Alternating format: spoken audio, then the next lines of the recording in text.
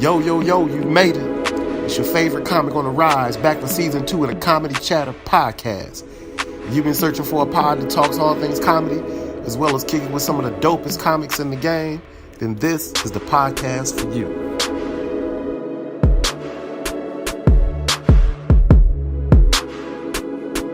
And we're back. What's good people? How we feeling? Meldon Williams, your host, Comedy Chatter Podcast, Season 2, Episode 4. We're moving right along, ladies and gentlemen. For everybody who's been messing with me, like I said, I say it every time I do it, man. I appreciate y'all wholeheartedly. Thank y'all for going on the journey with me. Because after all, that's exactly what this is. This is my comedy journey. Me doing this podcast, me hitting the stage, all of this stuff is just part of one big journey, man. You know, me starting doing stand-up and now me doing this labor of love. Ever since I heard everybody was dropping podcasts, I was like, you know what, that'd be a perfect idea for me to kind of get my content out there, get my name out there, get people to know me. And so that's what I've been doing, man. Thank you guys for listening, subscribing, and supporting. I'm not going to change nothing this go around. I said I'm going to start with my shout outs, Mr. Roger Feeney and our comedy showcase. He gives me the the luxury of interviewing the comedians that come to his comedy club. Once a week they come in, they do their thing, they headline, and if it's somebody that I decide to interview and they're nice enough to give me this said interview, I take them in the green room, I interview them, and then we go home and we make the episode work out of that. Thank you very much. Shout out to last episode, Mr. Dave Landau. He gave a really, really awesome interview. He had a really good turnout for his podcast. His podcast is burning up hot too, by the way. His episode for the podcast, man, everybody's been listening to it. He was nice enough to do like a retweet, like a shout out to it when I tweeted it to him. And ever since then, man, I'm getting all the kind of the folks that he deals with in terms of daily. I got a lot of the fans, from the Anthony Cumia. Yes, that's what I'm trying to say. The Anthony Cumia. I'm getting a lot of those people that wanted to hear his interview. So thank you. Thank you so much. All I'm really trying to say, thank you, Mr. Landau, for giving me that dope interview and exposing my podcast to, some of your followers. Of course, Mr. David Pittman, my sound and editing guy who hooked me up and showed me how to make this thing possible. Wouldn't be possible without him, so I shout him out every go-round. Also, Mr. Joe Roderick. Joe Roderick, he used to have a podcast called The Stand-Up Chronicles. And that's pretty much where I, got the idea, should I say, to do this whole interview style podcast. Put myself out there and then also interview the comedians that come, through the Ann Arbor Comedy Showcase. So this is a straight up knockoff, to be totally honest, of Joe Roderick. I do some different things, but Joe Roderick blessed me, gave me his blessing after his podcast, after he was going to discontinue his podcast, and said, man, have at it. And ever since then, I've been going strong. So thank you so much. Shout out to my man, Joe Roderick. Back in the day sponsor. Yes, I know y'all thought I forgot. I didn't have one last go round, but I had to go ahead and go back to this is one of my listeners' favorite segments. Basically, the back in the day sponsor is a business or, some type of a thing that, some type of, like I said, business or service or whatever it is that people remember from back in the day that's now going out of business. And so I basically say, hey, these will probably be my sponsors. Since I'm broke, I don't got no money. Nobody's helping me fund this thing. So I basically say these are my sponsors. But since they're out of business, they can't sue me or anything. So I just basically say these will be my sponsors. So if these places were still around, then maybe, they'd be my sponsors. So that's what I kind of jokingly say that these are my sponsors, but I call it back in the day sponsors. I've had, all types of deals. I've had Farmer Jack. Anybody from Michigan knows about Farmer Jack. This was like the dopest grocery store ever, you know what I'm saying? And instead of running to Kroger all the time and, all these other places, we would head to Farmer Jack. Farmer Jack had the deals, you know what I'm saying? I've talked about KB Toy Shop. Remember, that was like the hippest, toy shop. Toys R Us even. I've had Toys R Us on here. So yeah, man, back in the day sponsors. So this go round, hey, they're not there yet. But I'm going to go ahead and add them to the list because from what I hear, they're just about out of there. Sears. Can you believe that? Sears, like good old-fashioned fucking Sears. Like, Sears is about to go out of business. Man, they already put the papers in and bankruptcy, and they're not going to renew the contract. So we're about to actually live in a world without fucking Sears. Can you believe that? Like, I told my grandmother the other day, my grandmother loves Sears. She still got like her like Sears card, even though she ain't ordered shit off of it and I don't know how long. She still got like her Sears charge card, man. Seriously. And I'm talking about, I grew up in Chicago, man. That was our hangout every Saturday. Girl, I'd get up with grandma, me and my sister, man, and she'd take us down to Sears. And that was when they had that goddamn, like, buttery popcorn, like they used to have that glass with the buttery popcorn little machine. And we get some of that popcorn and get a goddamn slushy. Shit, my grandma shop all damn day while man, I'm telling you, dog. Childhood memories, I'm serious. So that hurts, man. So they not out of there yet, but hey, Sears is my back in the day sponsor this go around. I'm gonna be sad to see Sears leave. I truly am, because Sears, man, Sears is a motherfucking like icon. You know what I mean? And it's scary, like all these stores that's been around like for motherfucking decades, like just going out of business. Like Amazon is kicking ass right now. You know what I'm saying? Like everybody just ordering shit. Like they can't even get their happy ass up and go out to the mall and go to Sears no more. Like let me quit. I'm on my shit, man. Serious. All right, so what we gonna chat about today? I already know. I already got it. I got it right off the bat. This shit been on my heart for a while, man. And not just because I watched the R. Kelly documentary, but that kind of fed into it. You know what I'm saying? That kind of helped feed into what I want to chat about this go around. Somewhere along the line, people forget about certain people forget about certain power, or certain powers that they have. You know what I mean? I ain't talking about superpowers. I ain't talking about motherfucking you ain't Incredible Hulk, Iron Man. I ain't talking about superpowers. I'm just talking about certain powers that you have as a human being. And I'm here today in this podcast to remind you of one of them. And that is the power to say no. You understand? The power to use the fucking word no. Because especially nowadays, like in our society, people are so like enamored with bullshit. You know what I mean? And when I mean by bullshit, I mean stuff that don't have substance. Like, they just, you know what I'm saying? The Instagram pictures and, you know what I'm saying? Like, selfies and, it's just shit that has no real value. And even the stuff that they think has, like, a lot of value. Like, you know what I'm saying? Oh, man, I got to, like, the favorite, saying that is get your money. You got to get everything in money. Man, you got to get your money, man. Like, and, man, if you pay me in money, this, that, and the other. And all I guess I'm saying is, like, I see people get in certain situations sometimes, and I think that they forget about the power that I'm talking about. The power to say fucking no, dog. No. I'm good. Turn it down. I got a 16-year-old niece. Everybody knows I love her dearly. I talk about her all the time. She's young. She's only 16 years old. I'm 41. You understand what I'm saying? And so I always, our mindsets are totally different. But I always credit her because whenever I talk to her, like she keeps me young, but she also, makes me, realize, hey, this girl's young. You need to school her on some stuff. And a young person, young people always think, remember when you were 16? Remember you always thought that like everything that came to you was like an opportunity that you couldn't pass up? Like everything, like the smallest thing, like a ride. Hey man, you want to ride? Yeah. Shit, I want to ride. Like in your car? Yes, I want to get yes. Fuck the bus. You know what I'm saying? I don't want to ride the bus because my niece rides the bus like to school now. But she's getting to that age now where every time, like, motherfuckers starting to drive a car, so she think every time, you want to ride? Yeah, give me a ride. I don't want to do the bus. Car equals better than bus. You know what I'm saying? And it's always like a party. Hey, this is the super party this Friday. You got to come. You got to be at this party this Friday. She's like, yeah, I got to be at this party. You know what I'm saying? Fuck, you know what I'm saying? No, this is going to be the one. I got to be at this party. And, you know what I'm saying? People offering you food. Hey, would you like some food? Like, hey, yeah. You offer me your food? Like, I have to tell her every now and then, guess what? Like, you don't have to say yes to all that shit. If somebody, just so you know, you have the power to say no. Somebody offers you a ride, hey, sometimes, no, I'm good. I'll walk. I'm good. I catch the bus today. You know what I'm saying? If somebody, guess what? Some people offer me food. I usually, my first answer is no. Right off the rip. You understand? Right off the rip. Hey, man, you want something? No, I'm good. You want to know why? Because I don't want them asking me for none of my shit.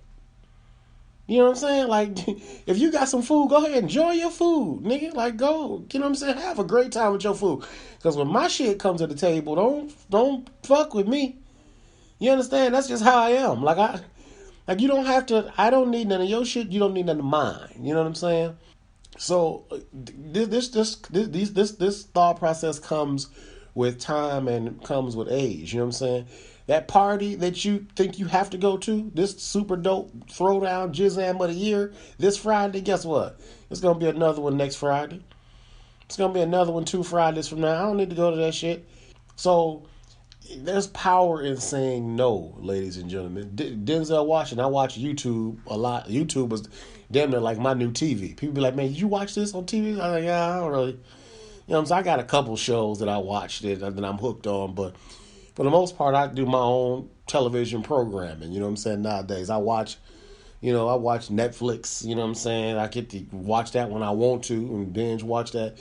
But I watch a lot of YouTube, man, because there's just so much interesting shit on there. And I got a chance to see one of my favorite actors, you know, if not my favorite, Denzel Washington, man. And he was on there. He told a story, man, that resonated with me in terms of what we're talking about right now.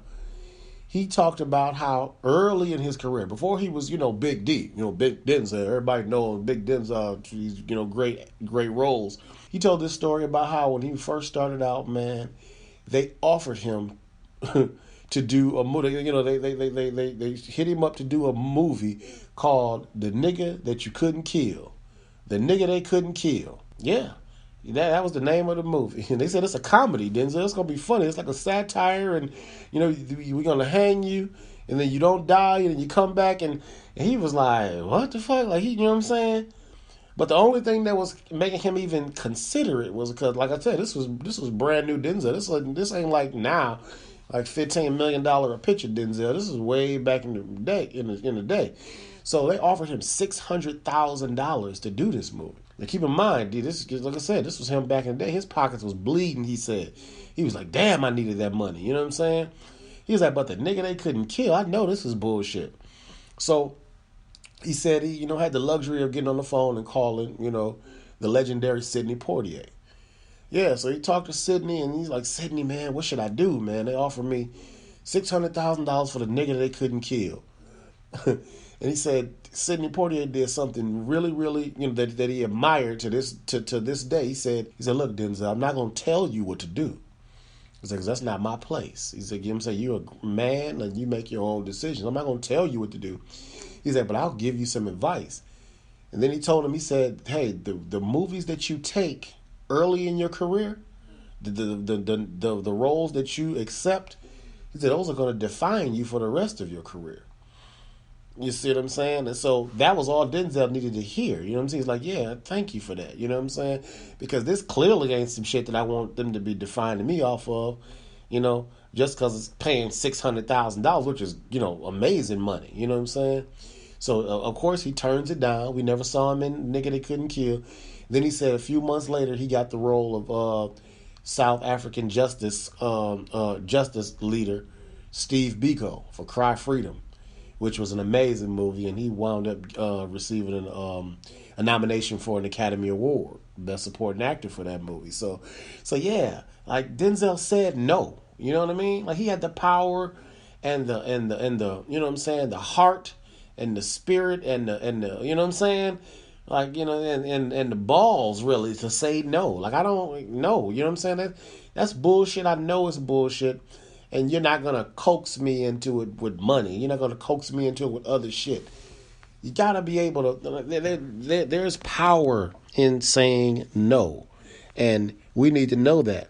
I'm watching this R. Kelly, documentary. And, the biggest thing that stuck out to me in that... there was a million things that stuck out to me on it, to be honest with you. Like, Like damn, like it was disturbing. Like I literally was disturbed after I finished the final, like the sixth one, because it was 6 parts. I was disturbed after I finished it. But man, like it killed me how how these little girls just kept like getting coaxed into this being R. Kelly. You know what I mean? Like that's some shit where like he was doing some shit to them where if it was Joe Schmo, they would have been to slap Joe Schmo in his damn face and ran out of, you know what I'm saying? Called their brothers on them like yay, it's some women that don't fucking play. You know what I'm saying? Just because they women don't mean they ain't about to fight. Like just because I'm telling you, these women did not use their power to say no. When R. Kelly was like, hey girl, they knew the shit wasn't right, but guess what? Because he was R. Kelly, they wouldn't. They were allowing themselves to be abused and used in ways that they would have never, like they knew the shit was wrong. They was even telling you that in the documentary. It's like, yeah, he told me to take off my top, and then he told me to take off my, and he's I just knew it wasn't right, but it was our kid. Like no, like don't never be that enamored with somebody where you lose your power to do basic human shit.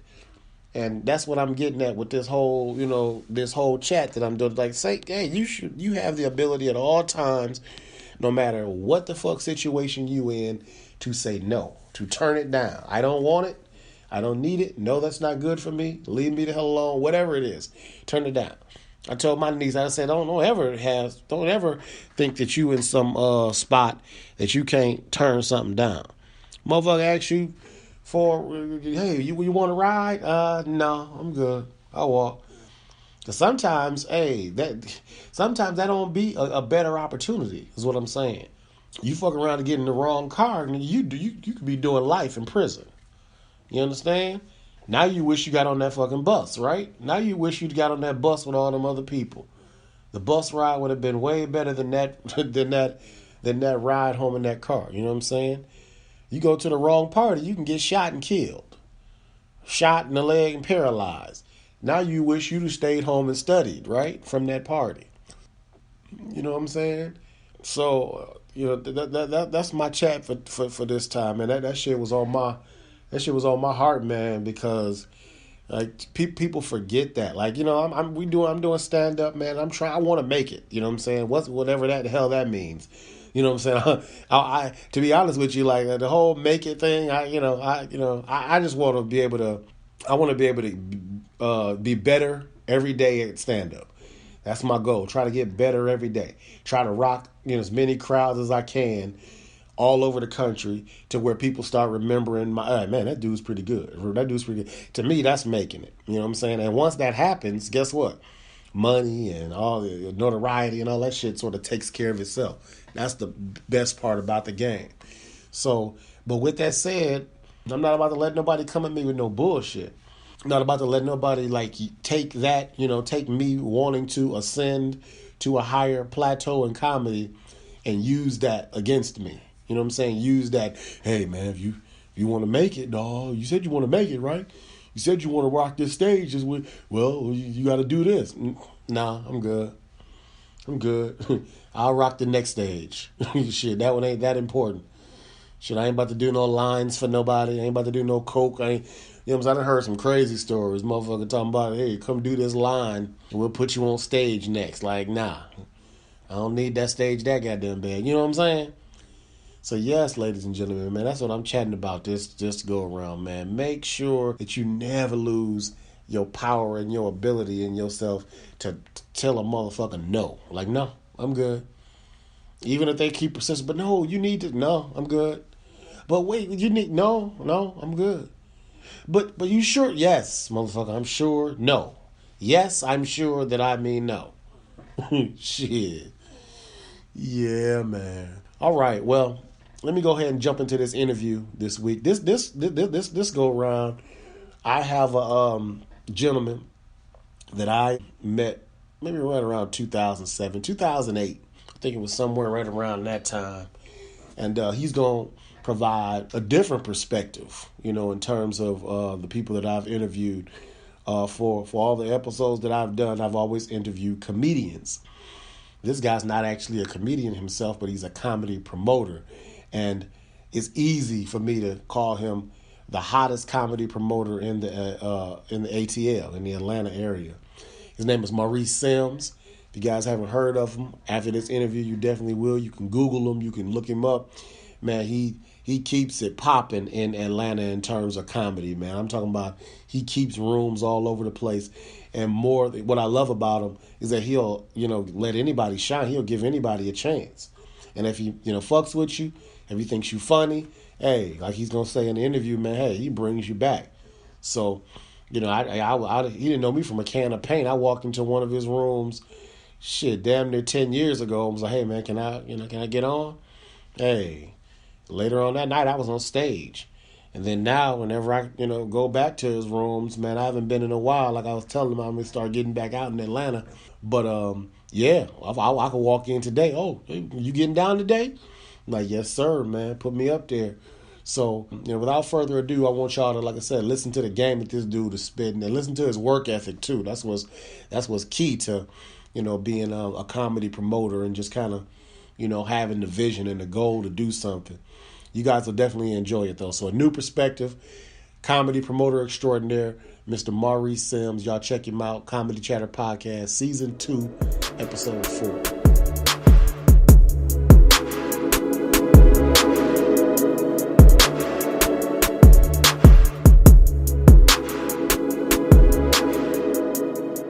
All right, ladies and gentlemen, Episode 4, Season 2, Comedy Chatter Podcast. I'm blessed with a cat that I've known for a little bit of time now, man. We go back in terms of my early ATL days. Without a doubt, the hottest comedy promoter here in Atlanta, Mr. Maurice Sims. What's going on, sir? How you feeling? In my Detroit voice, what up, though? Yes, indeed. Yes, indeed. That's how they say it. That's how they say it in the D, man. How's everything going with you, man? Everything good? I can't complain, brother. I can't complain. I'm out here trying to win. Yes, indeed. Yes, and that's what we all trying to do, too, man. Hey, speaking from outside looking in, hey, bro, you definitely winning, man. You getting it in down here in Atlanta. I got a couple things I just want to kind of chat with you about. But the first thing I always do whenever I do my pod is I talk a little sports because that kind of breaks the ice a little bit. I know you're a huge sports guy. Mm-hmm. I usually talk about LeBron, but you know what I'm saying? I think in terms of you, like, I'm on your social media and you go hard sports-wise. So I tell myself, I say, you know what? I'm just going to ask my man who is his teams that he mess with because I know you got, like, you kind of got a few of them that you deal with. I know the Patriots. Sir, I'm Atlanta everything, Detroit everything, Boston everything. All right. That's what I'm talking about. So Atlanta everything, Detroit everything, Boston everything. So everything, now you said Detroit everything. So you on them Lions? Sir, all right, check this out. I am from Selma, Alabama, born in Detroit, Michigan. So, I'm sorry, I should have said Alabama everything. Alabama everything. Michigan everything, Boston everything. So, yeah, Patriots, Red Sox, Celtics, Hawks, Braves, Falcons, Lions, Tigers, and Pistons. All right. So, hey, I know it's tough, man. Like I said, I'm, was born in Chicago, so I'm Chicago everything. But I was raised in Michigan, so Ann Arbor. So, I mess with, a couple of them, the Wolverines and all that. But it was tough to get with them Lions, and I definitely couldn't take them Pistons because they used to beat up the Bulls all the time. So, but I got it. So now I'm all clear on you whenever I see like the stuff on the social media. I know you. So you everything, Alabama, everything Michigan. Atlanta, and everything Michigan. Pretty much. Got it. And Boston. Boston. My dad lives in Boston. Okay. My mother lives in Michigan. Okay. We're all from Alabama, both my paternal and maternal family, and obviously I live in Atlanta. Gotcha. Okay, cool. So now I got you down. So we just doing this New Year's thing. So I know everybody like to call them resolutions. Right. I like to call them goals. And I know you huge when it comes to like the comedy game and all your promotion and all that stuff. I just want to know what you got planned and what you got going on and what you're trying to do for this New Year's in terms of what it is you're doing with the comedy game. Nothing's going to change. I just go hard on everything I do, both professionally and personally and financial. You know what I'm saying? I'm big on giving the gift of funny to Atlanta and surrounding areas, and trying to stay debt free and trying to pay this house off. Hey, I hear that. Hey, that's huge too. That debt free is huge. Yep, that's something that you always promote too on your social media. Because I'm a fan of you on the social media, man. You always say a lot of good, uplifting stuff, and also, like you said, just trying to bring that funny. Right. So, since I'm a dude that's trying to, do this up and coming comedy thing, right. You definitely somebody to, keep in touch with in the comedy game. Right. So, now. Like in terms of, like, as I've already put it out there, man, in my opinion, everybody got their opinions. I think you'd be probably the hottest, comedy promoter here in Atlanta in terms of, like, all the rooms you got, in terms of how long, longevity, right, in terms of what you've been doing. So I just want to know, like, how that came about, man. How did you, when did you start grinding? How, like, what was the motivation from just kind of doing comedy, like all of that good stuff? Right. I always knew I wanted to do comedy, but I wanted to be a comedian at first. Okay, that's interesting. But I ended up kind of like being Puffy. Puffy wanted to be a rapper, but ended up finding himself behind the scenes doing it that way. Exactly. I was in a nightclub one night in Selma, Alabama, the Elks Lodge. What up, Selma? And I prayed to God, and I said, Lord, what am I supposed to be doing with my life? I think I was 33, 34, something like that. I asked God, what am I supposed to be doing with my life at the time? Because I was miserable, unhappy with my job, and just didn't feel like life was fun. So anyway, I went home for Christmas. I was at the back of the Elks Club, and I prayed to God, and I asked Him, what am I supposed to be doing with my life? And I woke up the next morning. The first thing that was in my brain was become a comedy show promoter, just like that. All right, so divine intervention. And God gave me the vision the next day. Okay. And I told my girlfriend, the woman that I was dating at the time, hi Marie, we're still friends 12, 13, 14 years later. I told her that I wanted to become a comedy show promoter. And I started going to all the comedy shows in the city. And the first comedy show I went to was Big Sean's room. When Big Sean had a room on Old National at Frozen Palace, something like that. Is this Big Sean Larkin? Big Sean Larkin. All right. Yep, so that was my dude. Room I went to. And that night I saw him, Nard Holston, Ernesto Ross.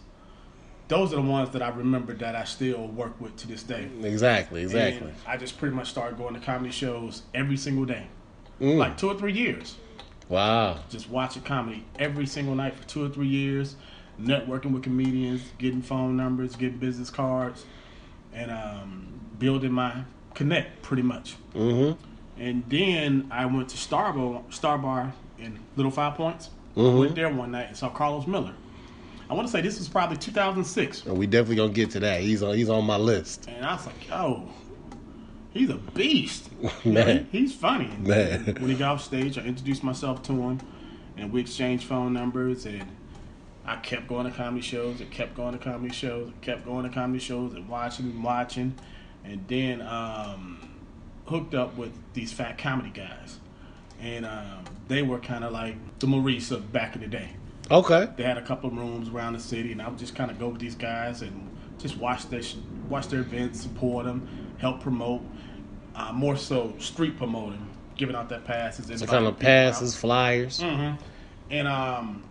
And ultimately, just kind of kicking it with these guys, befriending these guys. And after a while, I wanted to do my own thing. So I reached out to Carlos, and I said, hey, Carlos, I want to do a room here, and I want you to be the host. And Carlos was like, hell yeah, let's do it. So I borrowed $150 from my friend Brittany Ennis. Shout out, Britt. Yeah, because I was broke, and I didn't have no money for flyers. So Brittany loaned me the money for some flyers, and I got the flyers printed, and I was on MySpace one day, and I found MySpace. All right, so we know. So he just gave a time reference. Mm-hmm. And I found Cat's Cafe, and Cat's had only been open maybe 3 or 4 months. Went down to Cat, pitched my idea to Cat. She told me she was cool with it. Went to Lowe's and said, "Hey Lowe's, I found this spot. Let's do it." She gave us Monday night. At the time, I didn't realize that Monday was the hardest night of the week to promote it, but I was so excited about it. I didn't give a shit. Exactly. I just wanted to do it. Mm-hmm. So, started putting the flyers out. Started putting the flyers out around the city. You know, Los was going to host the thing. And at the time, I don't think any of the black comedians had a place to go to on Monday nights. I think we went down to Star Bar to fight for stage time. Gotcha. You know what I'm saying? Gotcha. Because, you know, I would see cats go down there and not be able to get on. You know how this shit goes. Comedy is slightly segregated. In tough. Well, at least it was. Yeah, a little bit. You've definitely helped that out a lot, but you're right. So yeah, you was just telling me about how it was kind of segregated until back then, but hard for comedians to get on. Right. And so yeah, you was like, hey, me and Los about to change that. Well, no, it wasn't even that. I just wanted to do my own thing, and I wanted to do it with somebody that I believed in. And to me, what better guy than Carlos Miller? Exactly. So so ultimately we just started doing cats on a Monday night, and just blew up and became bigger and bigger and bigger, and ultimately one opportunity led to another opportunity, then another opportunity, and we just pretty much took the game over. Here you are. It's fitting too that I'm interviewing you on the night where Cats is going. It's got to be what, 10 years?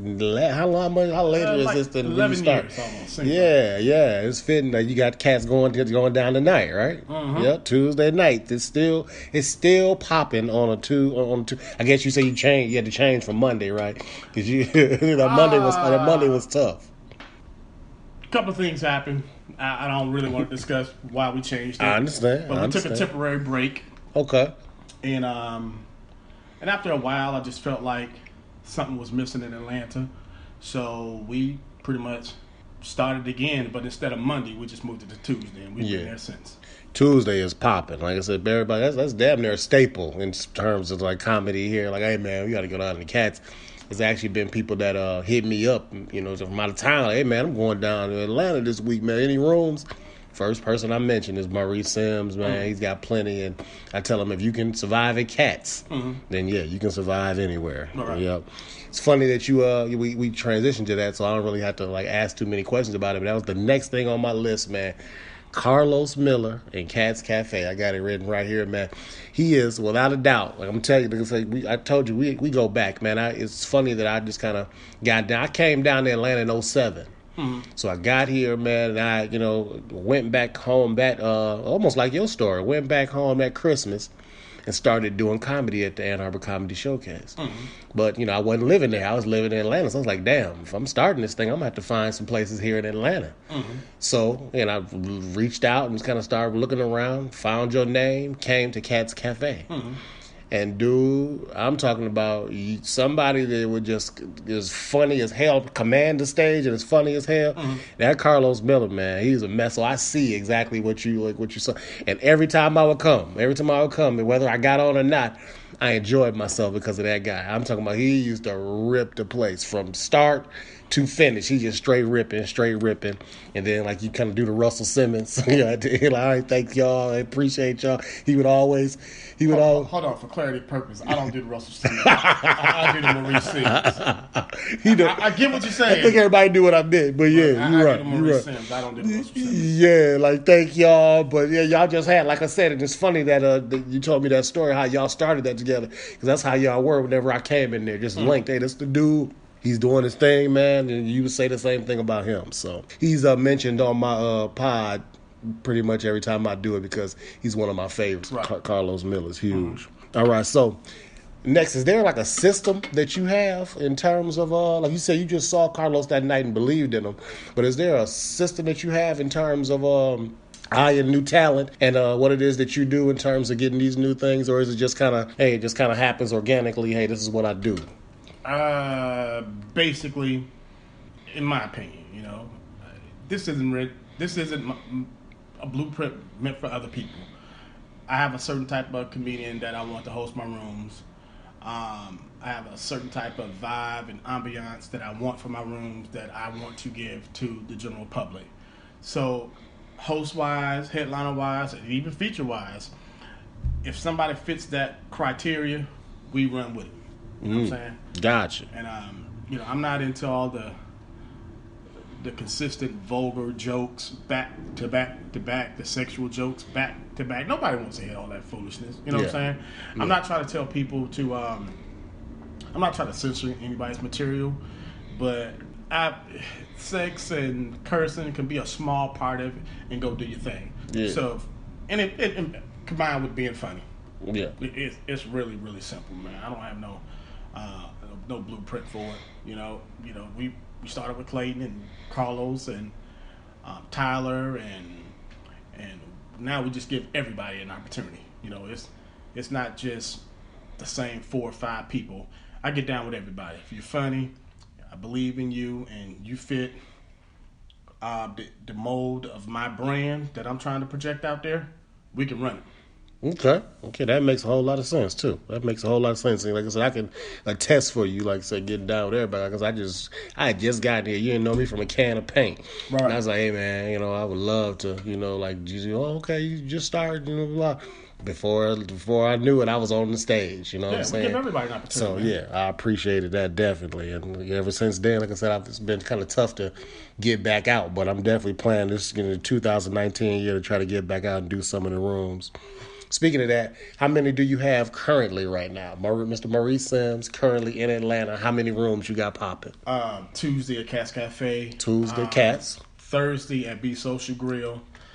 Friday at Sweet Lounge. Saturday and Sunday at Oak. 3. Okay, so that's 4 rooms. And then you do Saturday and Sunday at Oak. Yeah. Okay, and then we're working on a new Wednesday night at Blue Lagoon in Buckhead. So that's going to launch on January the 26th.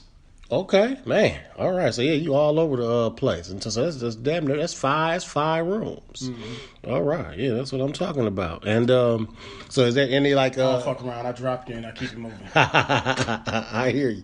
Is there any secret? Like you probably already gave it to me. If you willing to share it, is there any secret to that success in terms of how you deal with these people and say, hey, I'm bringing these folks up in here. You know what I'm saying? We're doing this comedy. I guess what I'm asking is, all these people that are like, hey, do they hear your name? Does your reputation precede you? Like, hey, man, Maurice Sims, man, I need to mess with him. Or do you walk in and say, hey, this is what I do. You need to mess with me? For the most part, it's people know about me already. And then for the few people who don't, someone recommends me, someone refers me, or a comic may tell me about a particular venue. You know what I'm saying? It's a combination of a lot of things. It's not just one. Okay. Cool beans. All right, now Atlanta's got a whole lot of comedians. We done mentioned a few of them actually. That's winning right now. That's doing really well. Mm-hmm. I just wanted to talk about the ones that kind of came through your pipeline. You know, we already talked about Carlos Miller. He's getting it in right now. Like I said, started with you here in Atlanta. He's doing the Wild 'N Out thing right now. He's 85 South. I think that's pretty big. He's doing shows all across the country. Yeah, exactly. So yeah, I want you to kind of give me some other ones that's kind of out there winning and doing their thing. That's everybody pretty much in Atlanta. Let's see. Clayton English, Carlos Clayton, Ashima Franklin, she's hilarious. I done reached out to her a couple times, so you got to get on her for me because I want you to do my pod. She don't get back. Ashima, I know you watching this, so call this man back and do his podcast. Stop playing. Carlos Clayton, Ashima, Zooman, Alton, Corey Zooman Miller. Yeah. Okay. Yeah, he been getting it in on the radio. On the radio. Shula King is on the radio. Ashima's been touring with Cat. Zoo's been touring with Cat. Jennifer Thomas has been touring with Cat. Tyler Chronicles, aka Tyler Does. He's on Gossip and you know who I really like too? K-Dub. Okay. I like K-Dub a lot. Is he I think he hosts some stuff for you. K-Dub does Sunday night at Oak. At the Oak, yep. I like him a lot. Big homie, Ronnie Jordan. He's on Gossip and I think he writes and consults for Wild 'N Out, I believe. I'm not sure if I got that wrong, Ronnie. My bad. Big Sean, we did BQE for years. He's now a writer for Big Sean, yep. The Neighborhood Show with Cedric the Entertainer. Great show, too. I like it a lot. Marcus Combs. J.J. Williamson, everybody's been through our rooms. Exactly. That's huge, man. That's huge. That's the reason why I wanted these guys. Yeah. I'm nothing without you guys. And ladies, too, by the way. Yeah. Hey, Shima. Shima's watching, so you can ask Shima personally to come do your joint. Shima. Okay, Shima Franklin, I'm so glad that he's got the live going. I've hit you up before. I know you don't know me all that well, this, that, and the other, but we friends on Facebook, but I've definitely reached out to you. So please, whenever you get a chance, holla at me. I would love, you see I got a small operation, but I would love for you to do the pod. Thank you, Maurice. Hopefully that works. I'm going to give him your phone number, so don't call because you're going to mess up the video. She going to hit you up. Appreciate it. But yeah, everybody's come through, and so that Mel, that I am nothing without all the funny comics that have come through. Not funny comics, the hundreds of comedians that's blessed all the events that we've done over the years. Yeah, I do the promoting, and I'm kind of known for it, but these are the people who have the talent and who make them laugh and who keep me. Yeah, keep you winning. Keep you winning. Yeah, exactly. I appreciate you. Exactly. So I'll end it like this, man. Is there we've talked about 2019 goals, but is there an ultimate goal, like ultimate goal of Maurice Sims and this whole comedy promotion thing? Is there like one that you like? Hey, that's when I'll reach the platform. That's the pinnacle. Hell yeah, my own fucking comedy club. All right, our own comedy club. And I think that's something that you've actually kind of even put out there on social media before. Like, hey, I'm putting it into existence. That's always been a plan, and when God tell me to pull the trigger on it, that's when we're gonna make it pop. All right, definitely. Well, hey, this has been fun. I appreciate you so much, man. Like I said, I don't like to take too much of people's time. That's all good. But hey, I know you told me I can fall through and do it, so I appreciate your time. Maurice Sims, Comedy Chatter Podcast. You got any other things you want to kind of share with them in terms of what you got popping? I know we already talked about your rooms, but anything else that you got popping or any websites or anything that you want to share? Log on to the site, laughatl.com, atlcomedyshows.com. Tuesday night, Cast Cafe. Wednesday night, not at BQE, but instead, we're going to be at the Blue Lagoon. Thursday at Be Social. Friday at Sweet Lounge. Saturday, Sunday at Oak. Get on my email list, www.atlhouseofcomedy.com, bitch. All right, now take care, Comedy Chatter Podcast.